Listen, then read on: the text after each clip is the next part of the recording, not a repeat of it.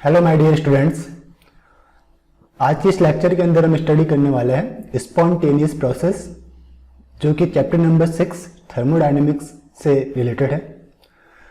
ये टॉपिक बहुत ही important exam के अकॉर्डिंग रहता है और इसमें काफ़ी इम्पोर्टेंट कंसेप्ट हम लर्न करते हैं। फॉर एग्जांपल स्पॉन्टेनियस प्रोसेसेस क्या है, इनकी डेफिनेशन और स्पॉन्टेनियस या स्पॉन्टेनिटी के क्राइटेरिया कौन कौन से। ओके, तो चलिए स्टार्ट करते हैं इस टॉपिक को। फर्स्ट ऑफ ऑल हम लर्न करते हैं कि what is the spontaneous process. देखिए, तो अगर हम नेचर को देखेंगे या हमारे डेली लाइफ में कुछ ऐसे प्रोसेस देखेंगे जिनको ऑकर होने के लिए आपको किसी भी एक्सटर्नल एनर्जी सोर्स की रिक्वायरमेंट नहीं होती। ये unidirectionally one side to other side perform होती है। फॉर एग्जाम्पल आपके पास कुछ फिगर्स है।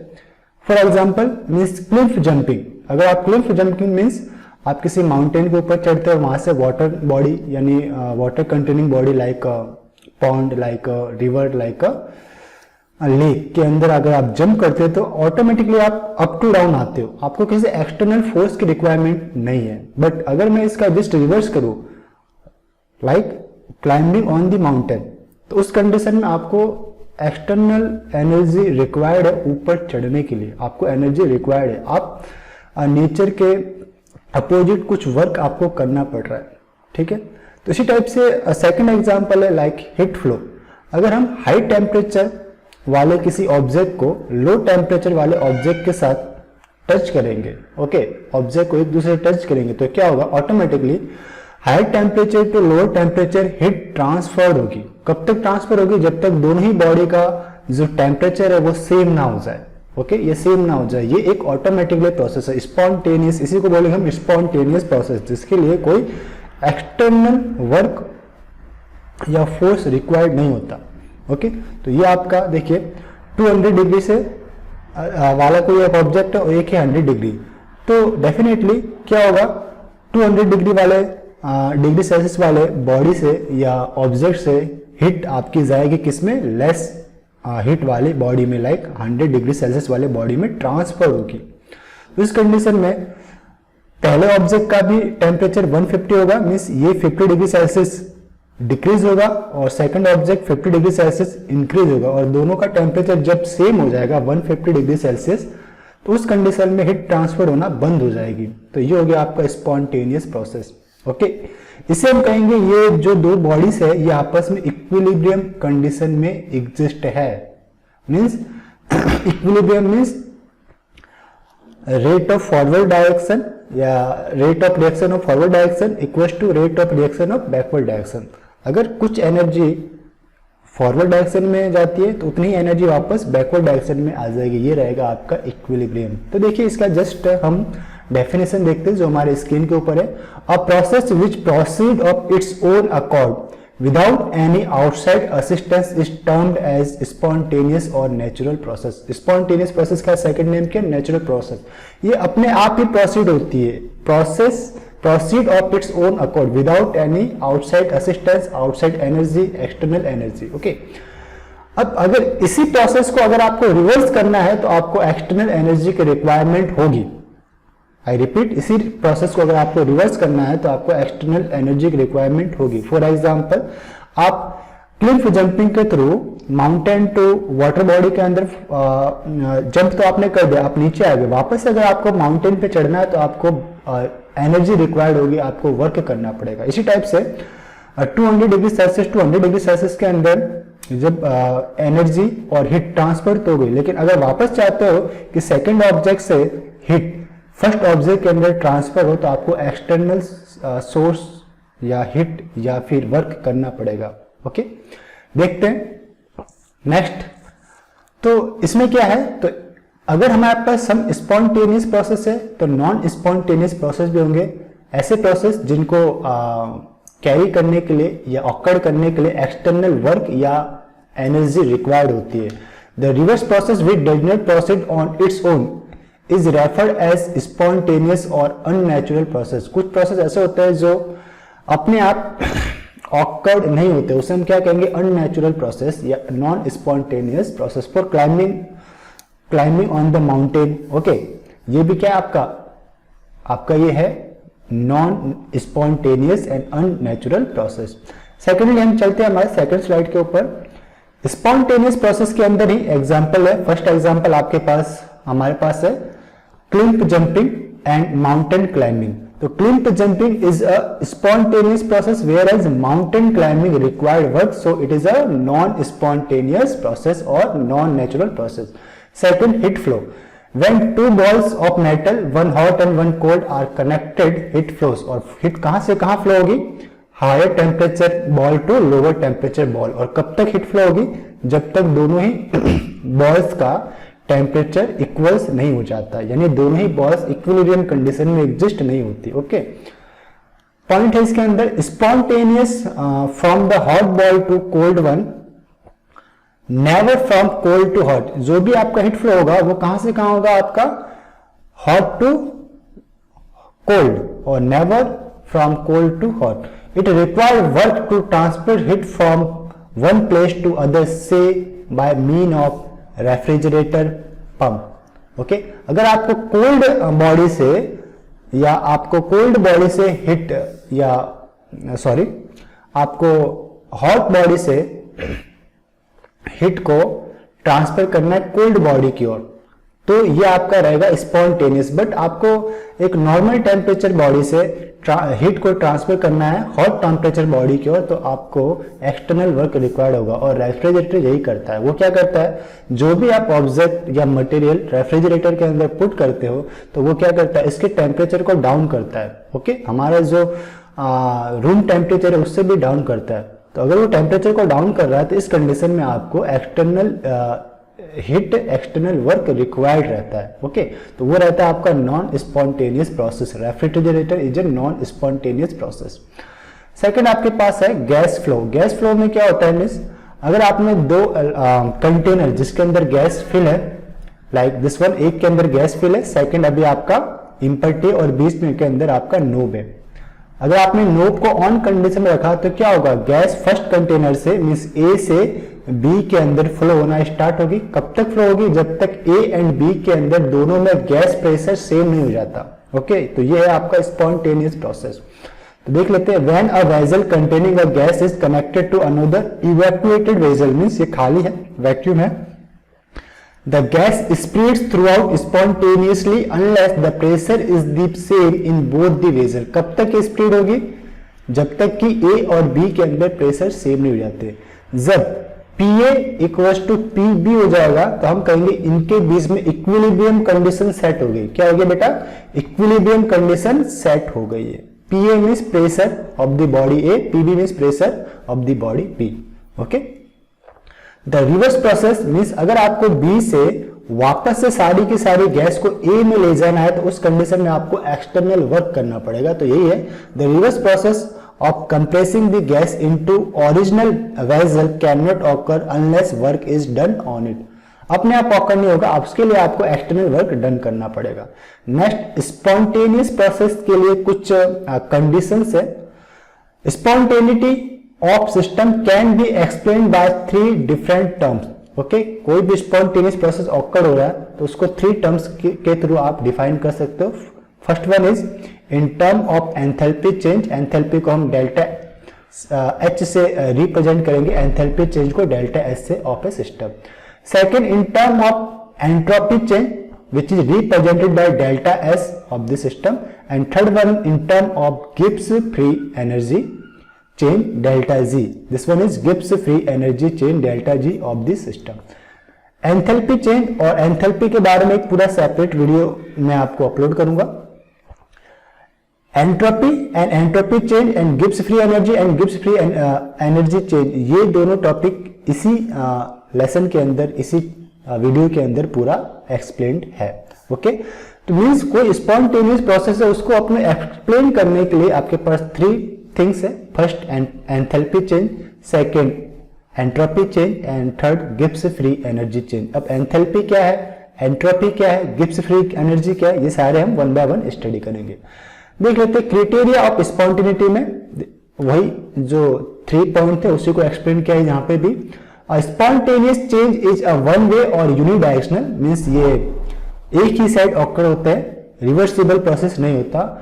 For reverse change to occur work has to be done, और अगर ये रिवर्स चेंज आपको करना है तो वर्क यानी एक्सटर्नल वर्क आपको अप्लाई करना पड़ेगा, एक्सटर्नल एनर्जी आपको अप्लाई करनी पड़ेगी। For a spontaneous change to occur time is no factor, ये टाइम के ऊपर डिपेंडेंट नहीं होंगे। कुछ रिएक्शंस काफी फास्टली ऑकर हो जाती है, कुछ रिएक्शन स्लो मोशन के अंदर ऑकर होती है। Okay, spontaneous reaction may take place rapidly और वेरी स्लोली, मे बी वो फास्टली ऑकर हो जाए, मे बी वो स्लोली ऑकर हो। थर्ड पॉइंट आपके पास है, if the system is not in equilibrium state, जब तक दो सिस्टम आपस में इक्विलिब्रियम स्टेट में नहीं है या product and reactant equilibrium state में नहीं है, स्पॉन्टेनियस चेंज इज इनएविटेबल, तब तक स्पॉन्टेनियस चेंज आपका चलता रहेगा। ओके, मींस जब तक ए और बी जब इक्विलिब्रियम स्टेट में हो जाएंगे तब स्पॉन्टेनियस चेंज बंद हो जाएगा। ओके, अपने आप फिर ऑकर नहीं होगा। तो स्पॉन्टेनियस चेंज कब तक होगा, जब तक system A and system B आपस में इक्विलिब्रियम स्टेट के अंदर नहीं आ जाते। Third point, the change will continue till the system attend the state of equilibrium, कब तक चलेंगे, जब तक कि सिस्टम इक्विलिब्रियम स्टेट को अटेंड कर जाए। Once the system is in equilibrium state it does not undergo any further spontaneous change in state if left undisturb. Okay, जब इसको लाइक मैं इसे एग्जांपल देके बताता हूँ। फॉर एग्जांपल यहाँ पे हमने एक कंटेनर लिया था, एक गैस फील्ड कंटेनर ए और एक इवैक्यूएटेड कंटेनर बी। जब आपने नोब को ऑन किया तो क्या होगा, ए से गैस बी के अंदर जाना स्टार्ट होगी। कब तक जाएगी, जब तक ए और बी के अंदर pressure of the gas same नहीं हो जाए, मीन्स सेम हो गए, मीन्स उनके बीच में इक्विलिब्रियम स्टैब्लिश्ड हो गया। अब ये इक्विलिब्रियम स्टैब्लिश्ड होने के बाद स्पॉन्टेनियस प्रोसेस नहीं होगा।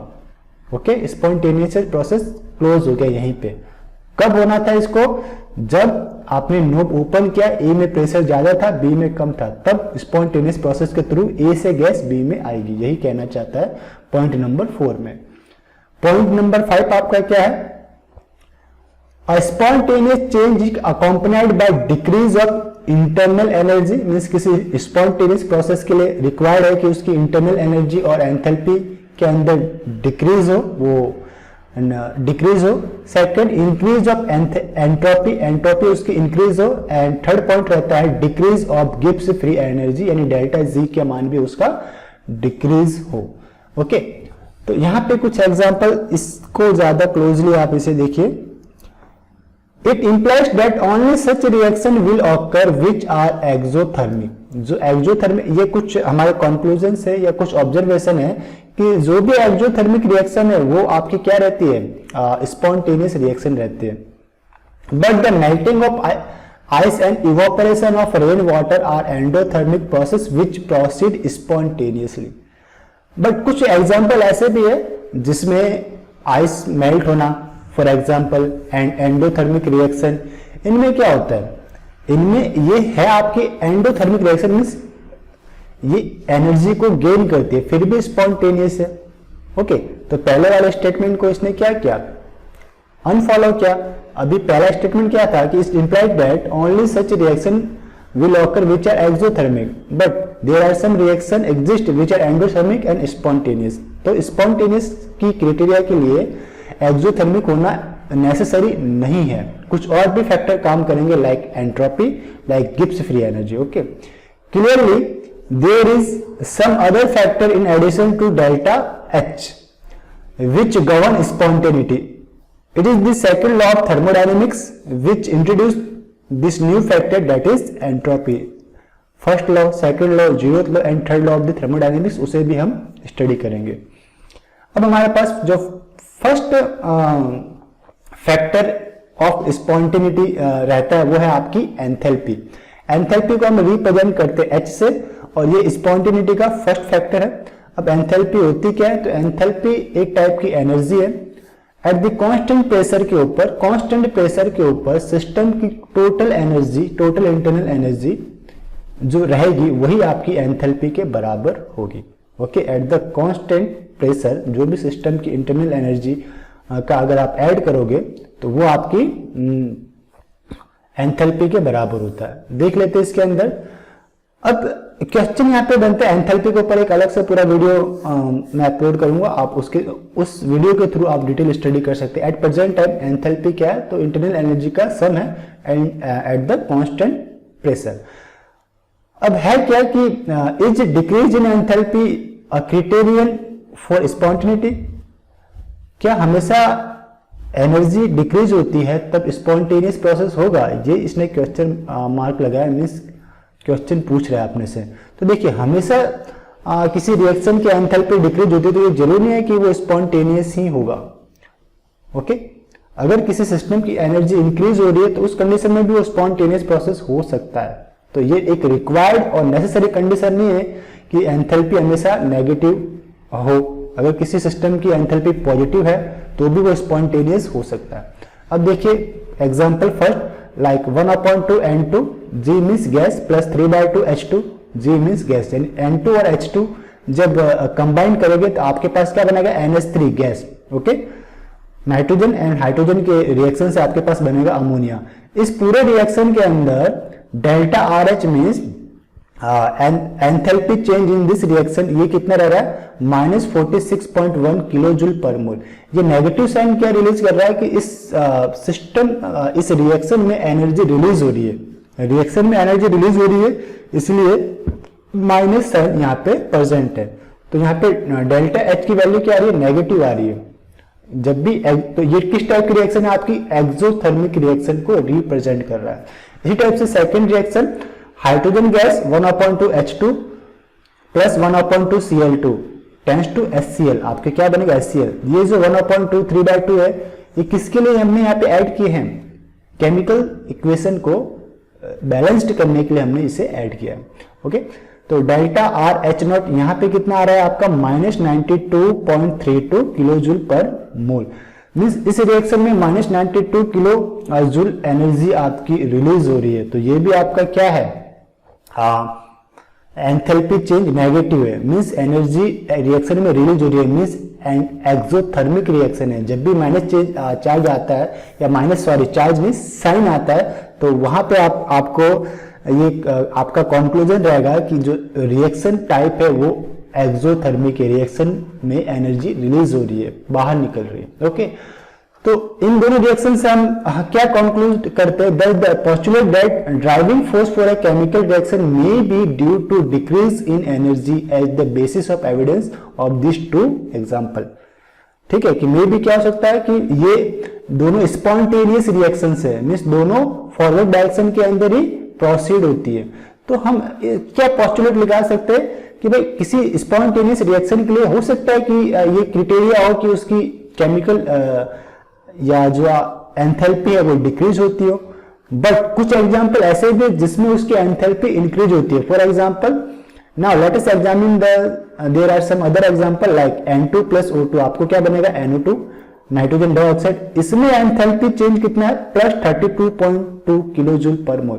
अब ये प्लस साइन इंडिकेट कर रहा है कि ये एंडोथर्मिक रिएक्शन है। व्हाट इज प्लस साइन, क्या इंडिकेट कर रहा है, this one is the endothermic reaction. अगर प्लस साइन है तो आपको कंक्लूड करना है कि ये एंडोथर्मिक है। क्या है बेटा, एंडोथर्मिक रिएक्शन आपके पास रहने वाली है RXN। और अगर यहाँ पे माइनस साइन है तो आपको क्या है, एंडोथर्मिक रिएक्शन ये आपके पास है। ओके, तो मींस इस रिएक्शन में इसने इतनी एनर्जी गेन की है, तो गेन किए तो डेफिनेटली आपके सिस्टम में एनर्जी को एब्जॉर्ब किया है, एंडोथर्मिक रिएक्शन है। फिर भी ये यूनिडायरेक्शनल है, स्पॉन्टेनियस है। ओके, NO2 बना, लाइक कार्बन, ग्रेफाइट वाला कार्बन एंड 2 सल्फर से इसको अगर हम रिएक्शन करवा दें तो आपके पास बनेगा CH2 in the liquid condition. और इसमें भी इसकी जो एंथैल्पी चेंज है वो रह रही है पॉजिटिव, मींस ये आपकी एंडोथर्मिक रिएक्शन है और 128.5 किलो जूल एनर्जी को ये गेन करता है। तो मींस पोस्टुलेट मींस ओवरऑल हम क्या समझ पा रहे हैं कि जरूरी है कि एंथैल्पी आपका नेगेटिव हो या वो एक्सोथर्मिक रिएक्शन हो सकता है, एंडोथर्मिक रिएक्शन भी स्पॉन्टेनियसली हो सकती है। तो स्पॉन्टेनियस के लिए एंथैल्पी चेंज एक सिंगल क्राइटेरिया नहीं है। ओके, तो मेन पॉइंट निकल के क्या है, therefore it become obvious that while decrease in enthalpy may be A contributory factor for spontaneity but it is not true for all cases. Decrease in enthalpy हो सकता है स्पॉन्टेनिटी के लिए कंट्रीब्यूटरी फैक्टर, बट सारे ही case के अंदर ये सही नहीं है। सेकंड आपके पास बहुत इंपॉर्टेंट ये डायग्राम से आपके पास, इसे हम कहते हैं enthalpy diagram for endothermic and exothermic reaction. किस टाइप से डायग्राम्स रहेंगे, देखो बेटा, ये आपके पास कोऑर्डिनेट एक्सिस रहेगा, this one is the coordinate axis, जो हम बोलेंगे उसे एक्स एक्सिस। यहाँ पे आपके लाइक रिएक्टेंट और प्रोडक्ट को हम प्लेस करेंगे। जो आपका वर्टिकल लाइन है ये रहेगी आपकी एनर्जी डायग्राम, ये एनर्जी एक्सिस, लाइक एनर्जी को अगर मैं प्लेस करूँ like 10, 20, 30, 40, 50, 60, 70, okay. In this condition आपके पास क्या रहेगा यहाँ पे कि अगर प्रोडक्ट की एनर्जी कौन सा डायग्राम हम स्टडी कर रहे हैं, पहले ये देख लेते हैं। This one is the exothermic reaction, means product पहले हमारे पास रहेगा रिएक्टेंट, रिएक्टेंट की एनर्जी आपकी हाई है लाइक 70 किलो जूल पर मोल है, और आफ्टर द प्रोडक्ट की एनर्जी क्या आ रही है आपके पास, लोअर, वो कितना आ रही है अप्रोक्सीमेटली 30। तो आफ्टर द प्रोडक्ट फॉर्मेशन आपका टोटल नेट एंथैल्पी चेंज कैसा आएगा, नेगेटिव आएगा आपका। फाइनल माइनस इनिशियल, फाइनल कितना है 30 माइनस इनिशियल कितना है 70, तो आपके पास कितना आया -40, -40 किलो जूल एनर्जी आपकी रिलीज हुई, कहां पे, एटमॉस्फेयर के अंदर, ओके। तो ये रहा आपका enthalpy diagram for exothermic reaction. इसी टाइप से एंथैल्पी डायग्राम आपका रहेगा एंडोथर्मिक रिएक्शन के लिए। एंडोथर्मिक रिएक्शन में भी आपको यहाँ पे प्लेस करना है reactant and product. Vertical line में आपके पास रहेगा एनर्जी कोऑर्डिनेट 10 to 70 और 80 तक कुछ भी हो सकता है। अब यहाँ पे रिएक्टेंट की एनर्जी लो है, मीन्स HR, रिएक्टेंट की एनर्जी लो है, बट प्रोडक्ट की एनर्जी क्या होगी, हाई, मीन्स एनर्जी ये हो गया आपका इनिशियल, ये रहा आपका फाइनल, फाइनली आपका जो प्रोडक्ट बनता है। तो डेल्टा H0 जो आप फाइंड आउट करोगे, H initial minus H final, तो ये रहा आपके पास इनिशियल था 30, इनिशियल आपका था 30 एंड माइनस आपका जो H फाइनल रहा वो आपका रहेगा जो प्रोडक्ट है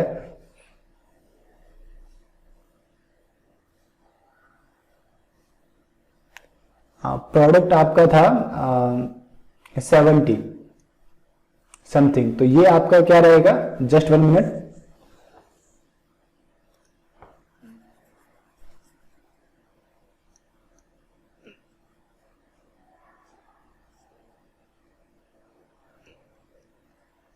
ओके।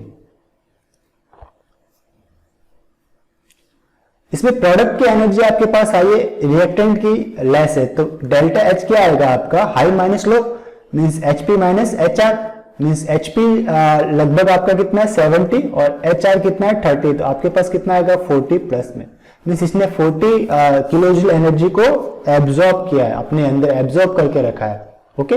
तो ये था आपका enthalpy diagram for endothermic reaction and this one is the enthalpy diagram for exothermic reaction.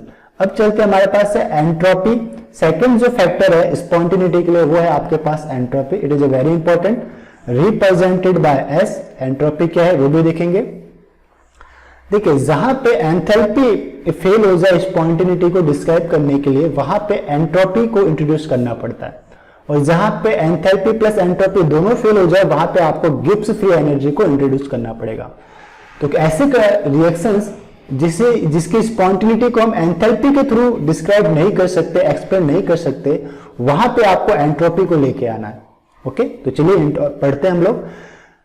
Statement के कुछ ऐसे एक्सोथर्मिक रिएक्शंस है, like for many years scientists believe that only exothermic changes resulting in lowering of internal energy or enthalpy could occur spontaneously। काफी time तक scientist क्या सोचते थे कि एक्सोथर्मिक रिएक्शन स्पॉन्टेनियस होती है, ओके, या फिर ऐसी रिएक्शन जिसमें एनर्जी रिलीज होती है वही स्पॉन्टेनियस होती है, बट ऐसा नहीं था, okay. But melting of ice is an endothermic process and it is a spontaneous process. अब इसको मैं एंथैल्पी चेंज के थ्रू तो बता नहीं सकता, इसमें तो आपकी एंथैल्पी क्या हो रही है, इंक्रीज हो रही है, और फिर भी एंडोथर्मिक फिर भी ये आपका स्पॉन्टेनियस है। तो इसको डिस्क्राइब करने के लिए हमें एंट्रोपी के ऊपर जाना पड़ेगा, and yet occur spontaneously.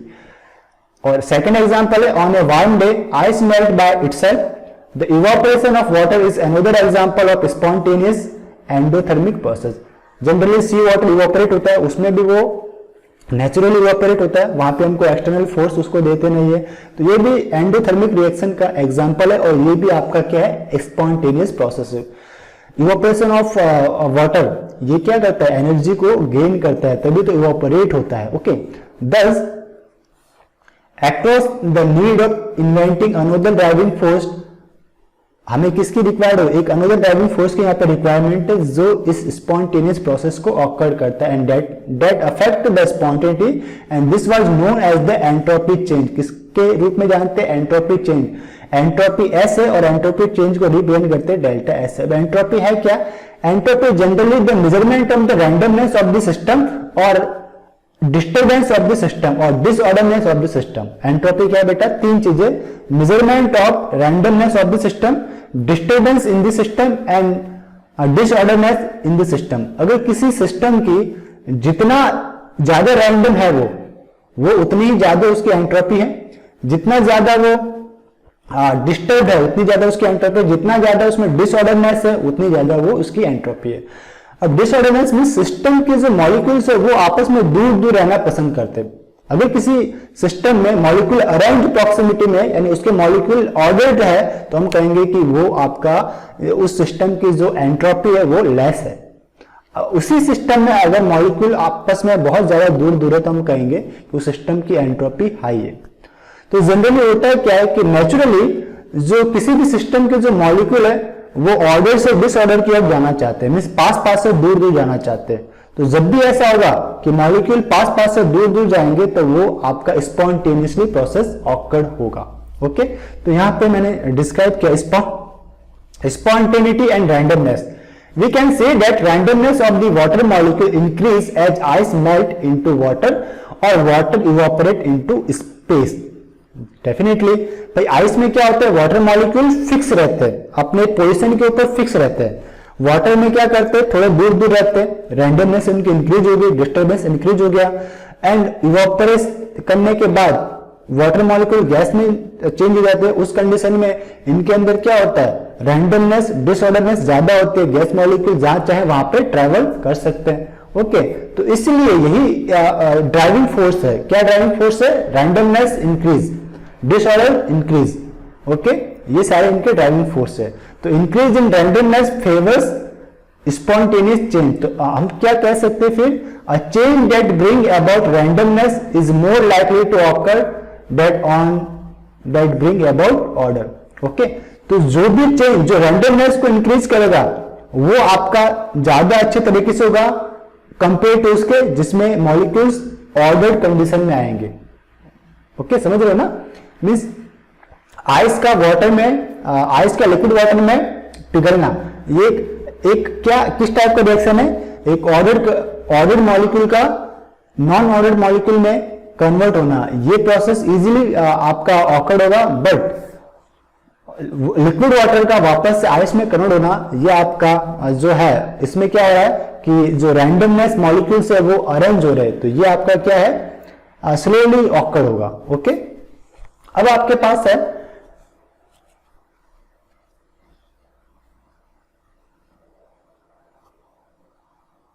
Definition of entropy. हमें किसको देखना है, डेफिनेशन ऑफ एंट्रोपी को। सेकंड एंट्रोपी के बाद हमें डेफिनेशन ऑफ एंट्रोपी को स्टडी करना है। Entropy is a thermodynamic state function, means जो भी एंट्रोपी की वैल्यू है वो सिस्टम के final position and initial position के ऊपर डिपेंड करता है, इसके पाथ के ऊपर डिपेंड नहीं करता। किसके थ्रू इसकी एंट्रोपी चेंज हुई है, किस रास्ते, उसके ऊपर डिपेंड नहीं करता। That is measure of the randomness और disorder of the molecule of the system. तो जनरली एंट्रोपी है क्या, तो उसके डेफिनेशन को आप अंडरलाइन यहां पे कर सकते हो। मेजर ऑफ द रैंडमनेस और disorder of the molecule of system is called entropy. Okay, क्या मेजर करना है, रैंडमनेस और डिसऑर्डर ऑफ द मॉलिक्यूल। जितने ज्यादा दूर दूर होंगे, जितने ज्यादा डिसऑर्डर होंगे, जितने ज्यादा वो डिस्टर्ब होंगे, उसकी एंट्रोपी उतनी ही ज्यादा होगी। इसमें देखो the system, the symbol of entropy, उसको किससे रिप्रेजेंट करते हैं हम लोग, एस से रिप्रेजेंट करते हैं सिंबल ऑफ एंट्रोपी को, एस से। while the change in disorder accompanied a process from start to completion is represented by delta S, यानी कि डिसऑर्डर में जो भी चेंज होता है उसको डेल्टा एस से रिप्रेजेंट करते हैं। तो एंट्रोपी क्या हुई? The entropy of the system is a state function, ये इसके इनिशियल एंड फाइनल वैल्यू के ऊपर डिपेंड करती है, इसलिए स्टेट फंक्शन है, and depend only on the initial and final state of the system. The change in entropy delta S of any process is given by the equation like delta S S final minus S initial. और हमेशा याद रखना कि किसी spontaneous process के लिए जो आपका एस फाइनल है, यानी डिस्टर्बेंस के अंदर इंक्रीमेंट होता है फाइनली, वो ज्यादा रहेगा कंपेयर टू एस इनिशियल। तो डेल्टा एस अगर आपका पॉजिटिव आ रहा है तो वो आपका जो प्रोसेस है, जो रिएक्शन है, वो क्या रहेगी? आपकी स्पॉन्टेनियस रिएक्शन रहेगी। A process accompanied by increase in entropy tend to spontaneous reaction, tend to spontaneous process. A process accompanied by increase in entropy, delta S की वैल्यू क्या होनी चाहिए? डेल्टा एस की वैल्यू हमेशा इंक्रीज होनी चाहिए। अगर ये बढ़ेगी, डेल्टा एस अगर बढ़ेगा तो डेफिनेटली वो प्रोसेस कैसा होगा? स्पॉन्टेनियस होगा। लेकिन एंथैल्पी का रिवर्स था, एंथैल्पी डेल्टा एच की वैल्यू नेगेटिव आनी चाहिए। डेल्टा एच नेगेटिव मींस आपका जो प्रोसेस है उसमें से हीट रिलीज होनी चाहिए, तो आप कह सकते हो कि वो स्पॉन्टेनियस होगा। बट अगर हम एंट्रोपी के टर्म में बात करें तो एंट्रोपी हमेशा पॉजिटिव आनी चाहिए। अब है आपके पास न्यूमेरिकल डेफिनेशन ऑफ एंट्रोपी। तो न्यूमेरिकल डेफिनेशन में क्या है आपके पास? आपको ये ध्यान रखना है कि जो एंट्रोपी ऑफ द सिस्टम है या एंट्रोपी चेंज है वो क्या है? एक फिक्स टेम्परेचर पे कोई सिस्टम कितनी हीट कंटेन करता है, कितनी हीट को एब्जॉर्ब करता है, ओके, वो चीज, और उसको उस टेम्परेचर डिवाइड कर दो तो आपके पास चेंज इन द एंट्रोपी देखने को आएगा।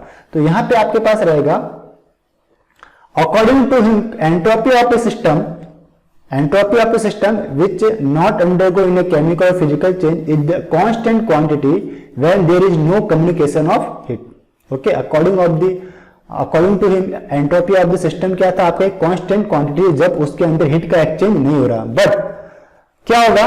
when heat q flow into a system the entropy increased by q by t। अगर हीट उसके अंदर फ्लो आ रहा है, इनटू आ रहा है, सिस्टम के अंदर हीट आ रही है, तो डेफिनेटली उसकी एंट्रोपी आपको इंक्रीज देखने को मिलेगी, Q by T हो जाएगी। अब है आपके पास heat flowing out of a system produce a corresponding decrease. अगर सिस्टम से हीट बाहर जा रही है तो एंट्रोपी डिक्रीज होगी, और सिस्टम के अंदर हीट आ रही है तो एंट्रोपी इंक्रीज होगी, okay. Thus entropy could be precisely defined as for a reversible change taking place at a fixed temperature, the change in entropy delta S is equal to heat energy absorbed or evolved divided by temperature T। तो ये जो Q है वो क्या रहता है? आपका reversible रहता है। Q गेन भी कर सकता है, Q को ये एमिट भी कर सकता है, रिलीज भी कर सकता है, ओके। तो for a reversible process Q reversible upon T से अगर आप डिवाइड कर दो, फिक्स टेम्परेचर से डिवाइड कर दो, तो आपका क्या आ जाएगा? एंट्रोपी चेंज की वैल्यू आ जाएगी। If heat is absorbed then delta S हमेशा क्या रहेगा? पॉजिटिव वैल्यू आएगी, there will be increase in entropy. और इफ हीट इज इवॉल्व्ड, यानी हीट आपकी सिस्टम से बाहर निकल रही है, तो delta S is negative and there is a decrease in entropy. Delta S क्या आएगा? नेगेटिव वैल्यू आपको देखने को मिलेगी। नेक्स्ट आपके पास है जूल्स ऑफ एंट्रोपी, भी हम देखेंगे, सॉरी यूनिट ऑफ एंट्रोपी को हम यहां पे देखेंगे। In the SI system the unit are joule per mole पर केल्विन। क्या है एंट्रोपी का? जूल। देखो Q की वैल्यू क्या होती है? Joule per mole, and T की वैल्यू क्या होती है? केल्विन। तो यहां पे ये दोनों मिलकर क्या बनाते हैं? डेल्टा एस को, ओके। तो डेल्टा एस की यूनिट क्या होगी? जूल पर मोल पर केल्विन। तो यहीं पे जूल्स पर मोल पर केल्विन, जो कि जे मोल इनवर्स के इनवर्स से भी आप रिप्रेजेंट करते हो। उसे कंबाइंड रूप से हम EU भी बोलते हैं, one entropy unit. One entropy unit किसके बराबर होता है? 4.184 जूल पर मोल पर केल्विन के इक्वल्स रहेगा। One entropy unit is equal to 4.184 joule per mole पर केल्विन। अब आपके पास कुछ टर्मिनोलॉजी है like standard entropy. Standard entropy किसे कहेंगे? Standard condition like 25 degree Celsius temperature पे सिस्टम जितनी हीट कंटेंट कर सकता है, ओके, उस कंडीशन में सिस्टम की जो एंट्रोपी है उसे हम कहेंगे standard entropy. The absolute entropy of a system eight 25 degree Celsius and 1 atmospheric pressure is called standard entropy, और इसे हम डिनोट करते हैं एस नॉट से, ओके, कि 25 डिग्री सेल्सियस के ऊपर सिस्टम कितनी हीट कंटेन करके रखता है। The absolute entropy of element is zero only at 0 kelvin temperature, यहां पे क्या होगा 0 kelvin temperature in perfect crystal, and standard entropies of all substance at any temperature, किसी दूसरे टेम्परेचर पे अदर देन 0 उसकी कुछ ना कुछ एंट्रोपी रहती है। Above 0 kelvin always have some positive values, okay. Standard entropy of all substance at any temperature above 0 Kelvin temperature always have positive value। तो इसीलिए हमारे पास रहता है कि अगर हम क्या कर सकते हैं, अगर हमारे पास अलग अलग एलिमेंट्स की, अलग अलग सिस्टम की इंडिविजुअल एंट्रोपी पता है तो हम एंट्रोपी चेंज को भी फाइंड आउट कर सकते हैं। Once we know the entropy of a variety of substance we can calculate the standard entropy change delta S nought for a chemical reaction.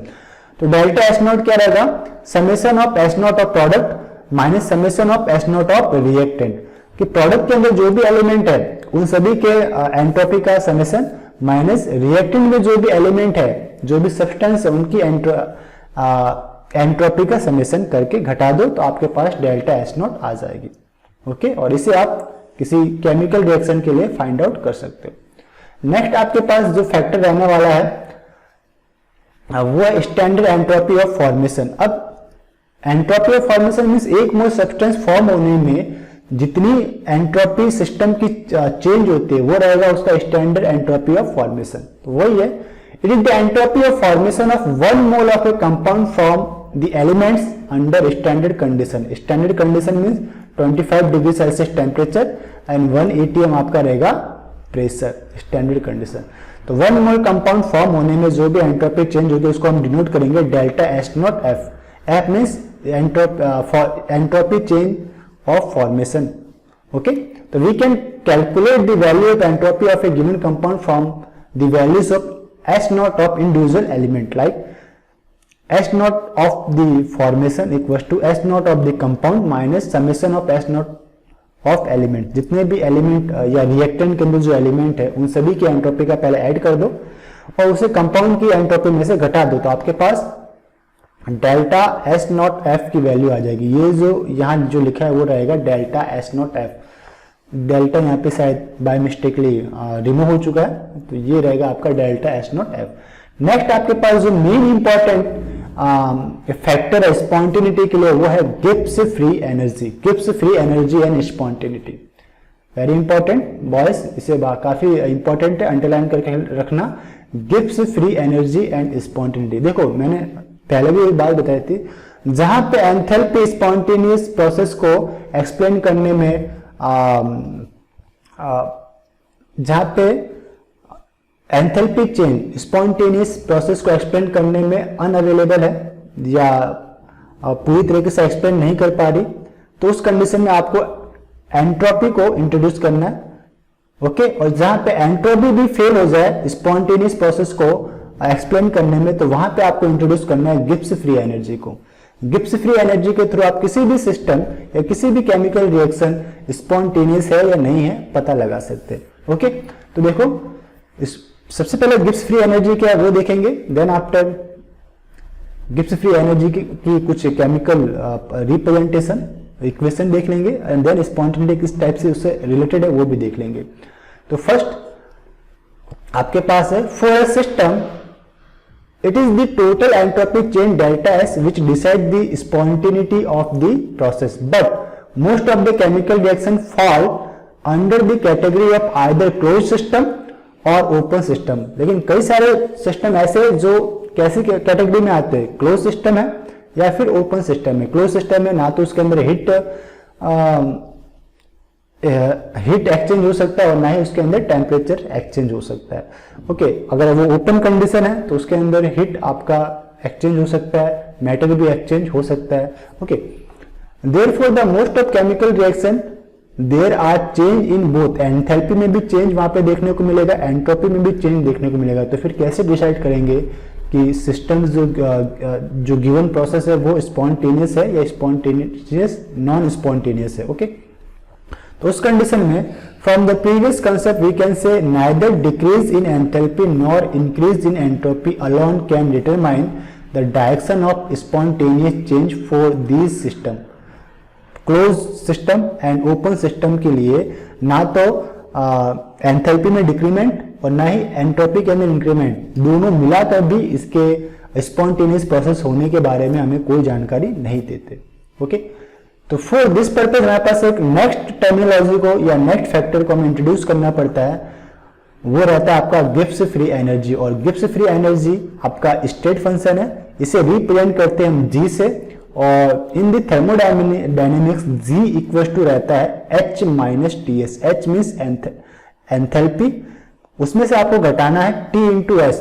T into S means temperature into entropy. तो जहां पे enthalpy fail हो गया, entropy fail हो गया, वहां पे कौन डिसाइड करेगा स्पॉन्टेनियस है या नहीं, तो जी डिसाइड करेगा। तो आपको ऑर्डर याद रखना है, पहले आता है एंथैल्पी, फिर आपके पास आएगा एंट्रोपी और फिर आपके पास आएगा गिब्स फ्री एनर्जी। और गिब्स फ्री एनर्जी इन दोनों का कंबाइंड रूप है।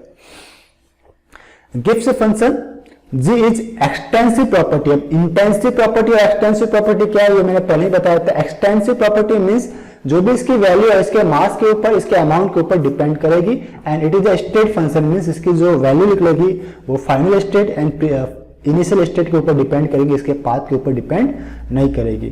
और इसके चेंज को हम रिप्रेजेंट करते हैं डेल्टा जी सिस्टम्स के थ्रू रिप्रेजेंट करते हैं। तो अगर मैं इस सिस्टम के लिए गिब्स फ्री एनर्जी के अंदर चेंज लिखूं तो डेल्टा जी आपके पास आएगा delta H minus T delta S. Temperature के अंदर आपको चेंज नहीं करना, टेम्परेचर आपका सिस्टम का फिक्स रहेगा।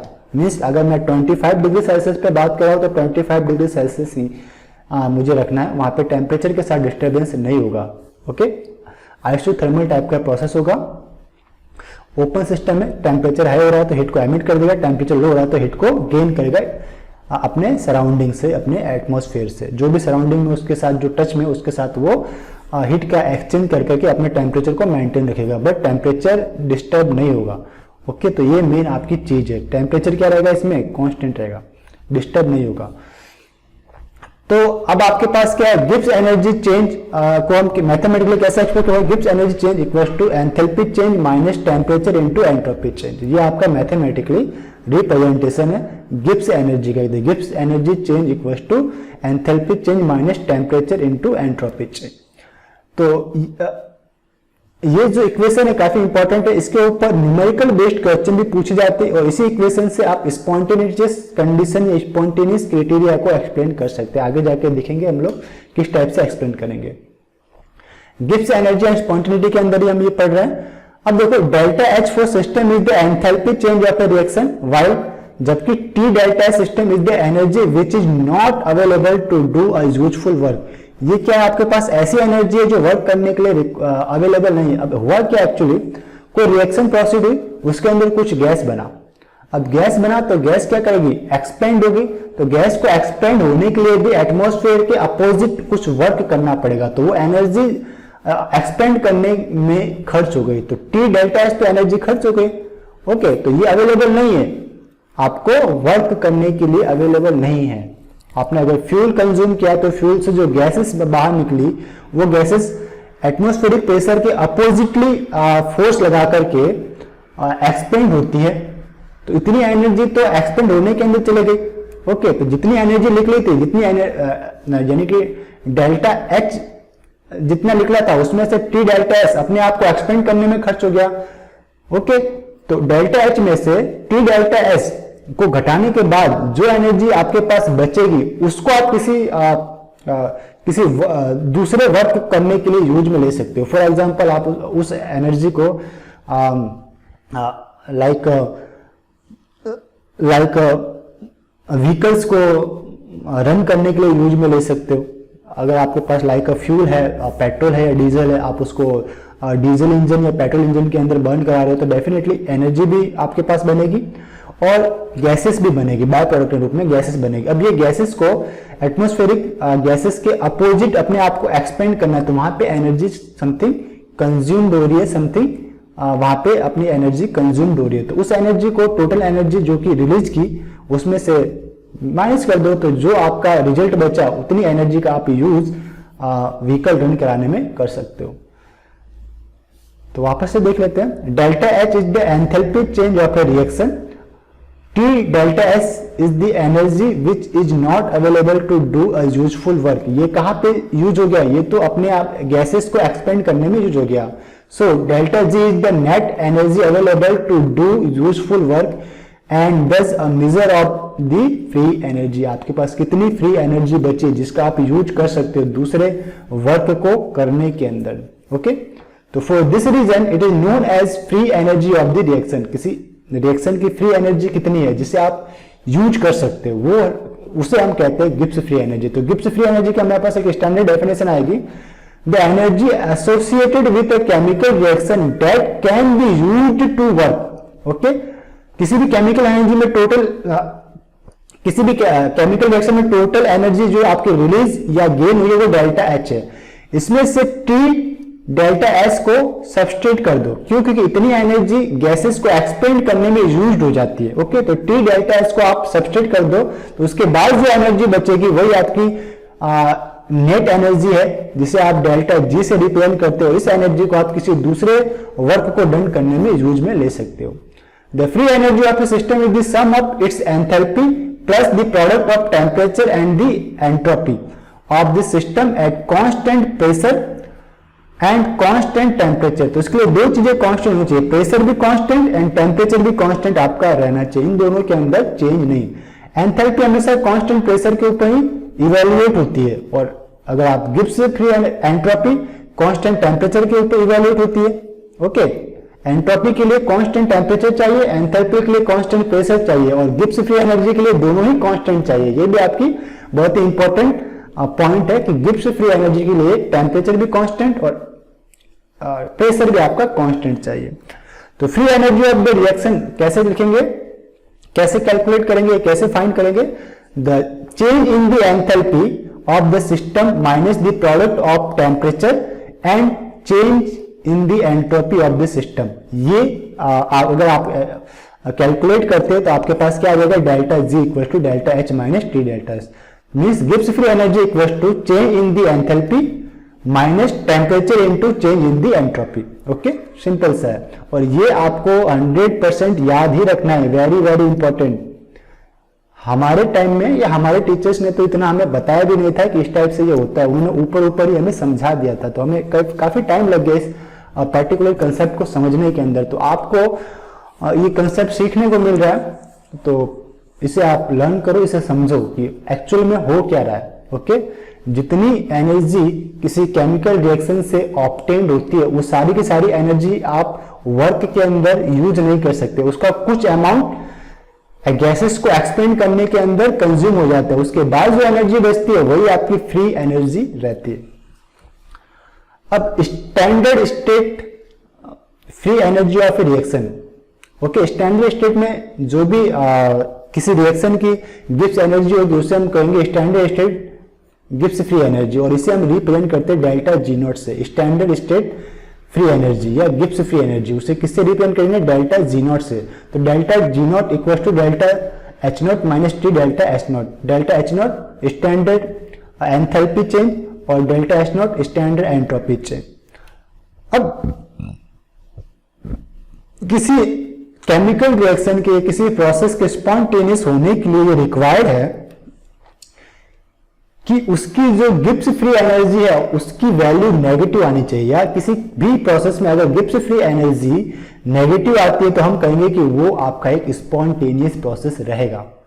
ओके, ये आपका फाइनल प्रोडक्ट है, ये आपका फाइनल कंसेप्ट आपको लर्न करना है कि delta ji gives A criteria for spontaneity eight constant pressure भी कांस्टेंट होना चाहिए और टेम्परेचर भी कांस्टेंट। तो दो चीजें पहले तो आप माइंड में फिक्स कर लो कि अगर आप गिब्स फ्री एनर्जी पढ़ रहे हो तो ये दोनों क्या होने चाहिए बेटा? आपके कांस्टेंट होनी चाहिए, कांस्टेंट। ओके, पहली चीज।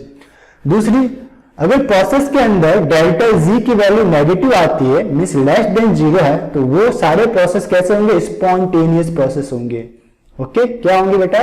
स्पॉन्टेनियस प्रोसेस होने वाले हैं, स्पॉन्टेनियस प्रोसेस होने वाले हैं अगर ये आपके नेगेटिव आती है। सेकंड आपके पास है, अगर डेल्टा जी की वैल्यू बाय चांस पॉजिटिव आ गई या ग्रेटर देन जीरो, तो वो आपके नॉन स्पॉन्टेनियस प्रोसेस है। मीन्स ऐसे सारे प्रोसेस ऑटोमेटिकली या नेचुरली वन डायरेक्शनल की ओर फ्लो नहीं होंगे, यानी कि नेचुरली ऑकर नहीं होंगे। इसे ऑकर करने के लिए या इसे कंप्लीट करने के लिए आपको एक्सटर्नल वर्क करना पड़ेगा या एक्सटर्नल एनर्जी इनको देनी पड़ेगी।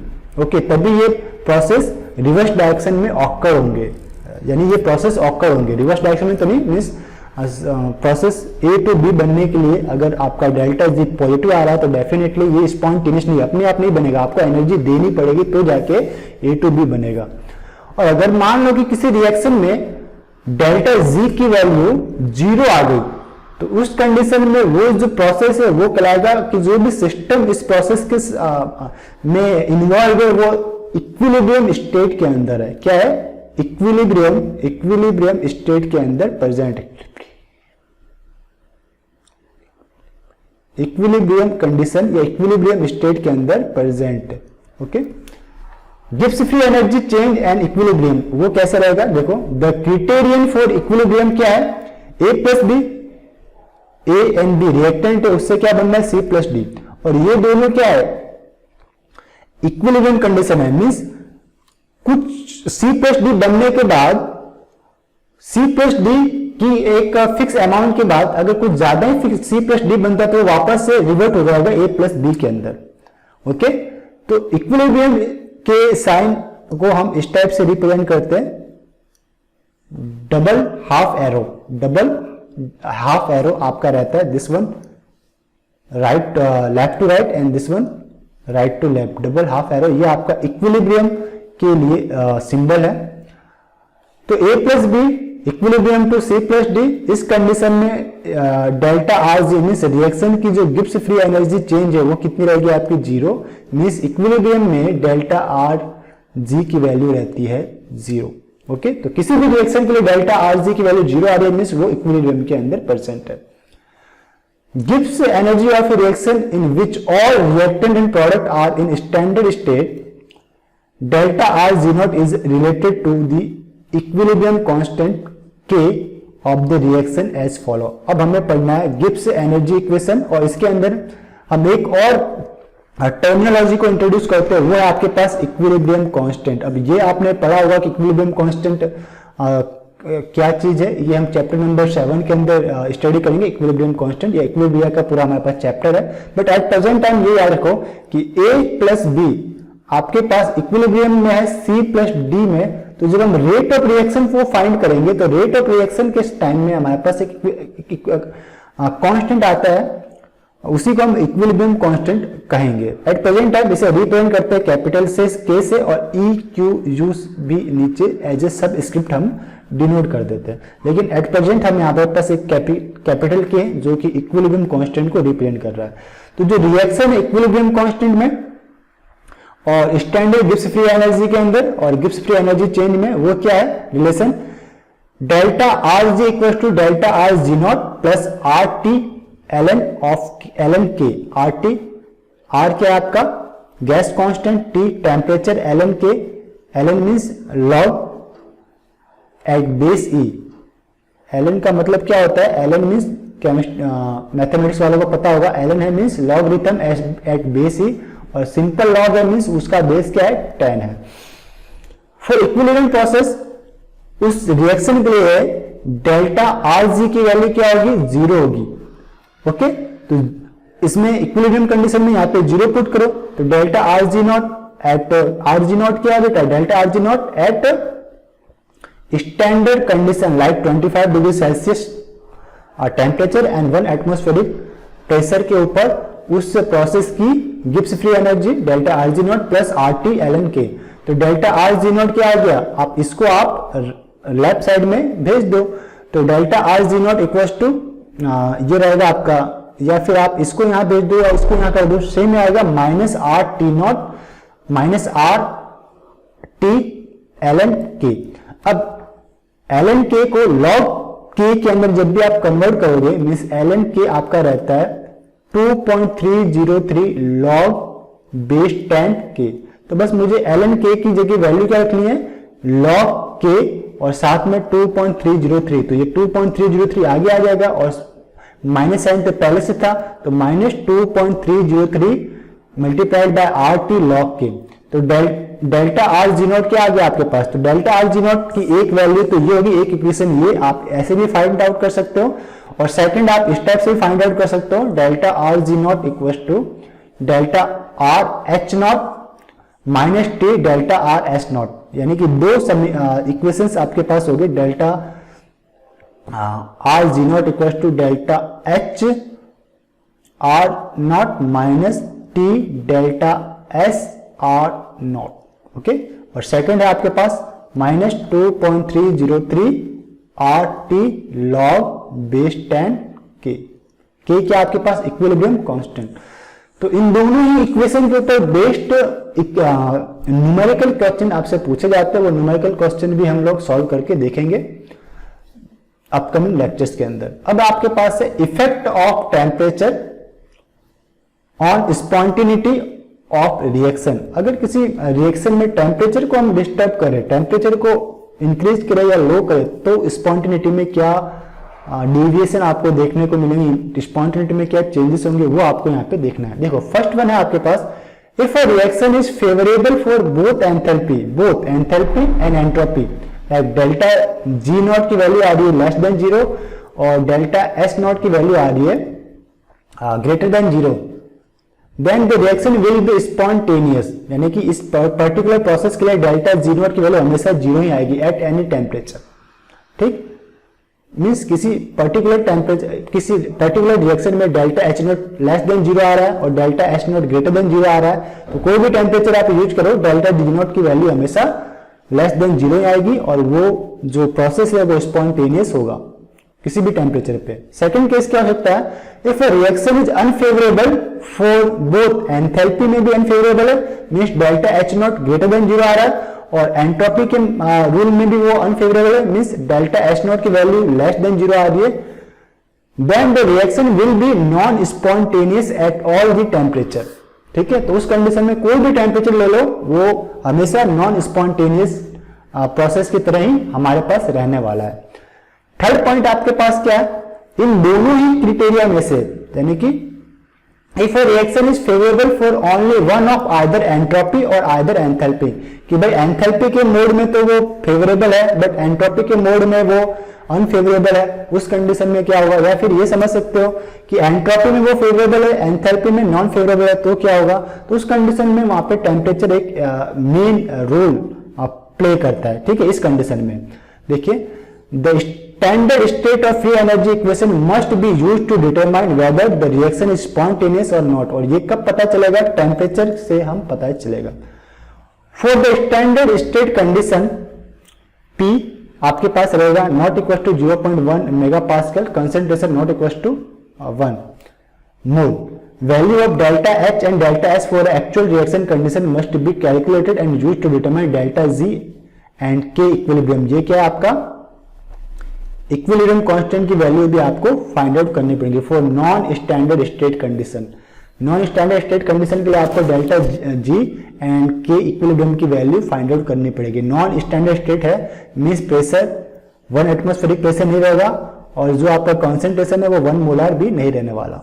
अब आपके पास एक टेम्परेचर डिपेंडेंट, यहां पे आपके पास टेम्परेचर डिपेंडेंट टेबल है जो आपको डिस्क्राइब करेगी कि कौन से टेम्परेचर पे गिवन रिएक्शन स्पॉन्टेनियस है, कौन से पे नहीं। देखिए यहां पे आपके पास effect of temperature on spontaneity of reaction, और ये वेरी इंपॉर्टेंट है और इसी के ये पॉइंट्स थे ऊपर के जो दिस 3 पॉइंट्स इसी के ऊपर डिपेंडेंट है। देखो अगर किसी रिएक्शन में delta R H nought negative रहती है और डेल्टा आर एस नॉट आपका पॉजिटिव रहता है, तो मीन्स दोनों ही कंडीशन फेवरेबल है। एंथैल्पी अगर डिक्रीज हो रही है तो वो स्पॉन्टेनियस है। एंट्रोपी अगर इंक्रीज हो रही है तो स्पॉन्टेनियस है, प्लस में इंक्रीज हो रहा है, तो डेफिनेटली इनके लिए डेल्टा आर जी नॉट की वैल्यू नेगेटिव आएगी। मींस कोई भी टेम्परेचर ले लो, reaction spontaneous at all the temperature. और अगर कोई एक ऐसा कंडीशन है, ये केस फर्स्ट हो गया, केस सेकेंड, कि delta R H nought negative है, delta R S nought negative है। अब ये नेगेटिव है मीन्स ये सेकंड एंट्रोपी स्पॉन्टेनियस कंडीशन के लिए पॉजिटिव आनी चाहिए, बट आ क्या रहा है, ये नेगेटिव आ रहा है। अब अगर ये नेगेटिव आ रहा है तो आपको क्या रखना पड़ेगा, डेल्टा आर जी नॉट लाने के लिए टेम्परेचर को हमेशा लो रखना पड़ेगा। तो means reaction spontaneous at low temperature, temperature low रहेगा तभी वो स्पॉन्टेनियस है, अगर टेम्परेचर बढ़ाओगे तो वो आपका नॉन स्पॉन्टेनियस हो जाएगा। थर्ड कंडीशन, अगर आपका एंथैल्पी चेंज नेगेटिव है, एंट्रोपी चेंज पॉजिटिव है और गिब्स फ्री एनर्जी की वैल्यू भी प्लस में आ रही है, तो वो उस कंडीशन में टेम्परेचर क्या होगा, हाई रहेगा। Means reaction non spontaneous at high temperature. High temperature पे अगर एंथैल्पी प्लस में आ रही है, सॉरी गिब्स फ्री एनर्जी की वैल्यू प्लस में आ रही है, तो डेफिनेटली वो नॉन स्पॉन्टेनियस रहेगा। फोर्थ कंडीशन, अगर एंथैल्पी चेंज पॉजिटिव है मींस स्पॉन्टेनियस प्रोसेस को ये फॉलो नहीं करेगा। सेकंड, एंट्रोपी पॉजिटिव है तो इस कंडीशन में स्पॉन्टेनियस प्रोसेस को फॉलो कर रहा है, एंट्रोपी हमेशा पॉजिटिव ही आनी चाहिए। तो दो में से एक फॉलो कर रहा है, एक नहीं कर रहा, तो इस कंडीशन में अगर आपका गिब्स फ्री एनर्जी पॉजिटिव आ रहा है, किस टेम्परेचर पे, लो टेम्परेचर पे, तो रिएक्शन क्या रहेगी, non spontaneous at low temperature. But fifth condition में एंथैल्पी पॉजिटिव, एंट्रोपी भी positive, but Gibbs free energy की वैल्यू नेगेटिव आ रही है, किस टेम्परेचर पे, हाई टेम्परेचर पे, तो इस कंडीशन में हम बोल सकते हैं कि रिएक्शन स्पॉन्टेनियस होगा, किसके ऊपर, हाई टेम्परेचर पे स्पॉन्टेनियस है। Six condition, enthalpy change positive, entropy change negative and Gibbs free energy की वैल्यू पॉजिटिव आ रही है, ऑल टेम्परेचर की कोई भी टेम्परेचर पे पॉजिटिव आ रही है, तो definitely Gibbs free energy positive आ गई मींस रिएक्शन नॉन स्पॉन्टेनियस होगी ऑल दी टेम्परेचर। तो कुल मिलाकर आपको यह ध्यान रखना है कि डेल्टा जी नॉट की वैल्यू कितनी आ रही है। कुल मिला के अगर डेल्टा जी नॉट की वैल्यू या डेल्टा जी की वैल्यू आपके पास लेस देन जीरो है, यानी कि नेगेटिव वैल्यू है, नेगेटिव वैल्यू है, तो डेफिनेटली वो आपका स्पॉन्टेनियस प्रोसेस रहेगा। क्या रहेगा बेटा, स्पॉन्टेनियस प्रोसेस रहेगा। और अगर डेल्टा जी की वैल्यू आपकी ग्रेटर देन जीरो आ गई, यानी कि पॉजिटिव वैल्यू आ गई, तो कोई भी टेम्परेचर आप लो, वो आपकी क्या आएगी, नॉन स्पॉन्टेनियस प्रोसेस रहेगा। नॉन स्पॉन्टेनियस प्रोसेस आपका रहने वाला है, नॉन स्पॉन्टेनियस प्रोसेस। और अगर आपके पास डेल्टा जी की वैल्यू जीरो आ गई तो मीन्स वो जो प्रोसेस है वो इक्विलिब्रियम के अंदर एग्जिस्ट करेगा, इक्विलिब्रियम के अंदर एग्जिस्ट करेगा। तो डेफिनेटली आप डेल्टा जी नॉट से भी पता लगा सकते हो उसका कौन सा सिंबल है, डेल्टा एस से भी आप पता लगा सकते हो, डेल्टा जी से भी। तो पहले जो फैक्टर है वो है आपका एंथैल्पी, सेकंड एंट्रोपी, और इन दोनों से भी एक्सप्लेन ना हो तो जाना है आपको गिब्स फ्री एनर्जी के ऊपर। तो चलिए इस लेक्चर को मैं यहीं पे स्टॉप करता हूँ। बहुत ही इंपॉर्टेंट ये लेक्चर था जिसके अंदर हमने स्पॉन्टेनियस प्रोसेस और इसको इफेक्ट करने वाले फैक्टर के बारे में स्टडी की। 3 मेजर फैक्टर है, वापस से मैं रिवाइज कर देता हूँ। जो लर्निंग आउटकम है इस लेक्चर को समझने के बाद आपके पास 3 चीज आएंगी कि कोई भी स्पॉन्टेनियस प्रोसेस वो डिपेंड करती है उसके एंथैल्पी चेंज पे, उसके एंट्रोपी चेंज पे, उसके गिब्स फ्री एनर्जी पे। किसी स्पॉन्टेनियस प्रोसेस के लिए डेल्टा जी की वैल्यू हमेशा लेस देन जीरो आनी चाहिए, मींस नेगेटिव आनी चाहिए। एंट्रोपी चेंज पॉजिटिव होना चाहिए और गिब्स फ्री एनर्जी चेंज आपका नेगेटिव आना चाहिए, मींस लेस देन जीरो। और इन तीनों में रिलेशन क्या होता है, delta G equal to delta H minus T del S. Gibbs free energy को इंट्रोड्यूस कब करना है, जब आप स्पॉन्टेनिटी को एंथैल्पी से भी नहीं एक्सप्लेन कर पा रहे और एंट्रोपी से भी एक्सप्लेन नहीं कर पा रहे। तो चलिए इस लेक्चर को यहीं पे स्टॉप करता हूं, मिलते हैं नेक्स्ट लेक्चर में, तब तक के लिए हैव अ नाइस डे।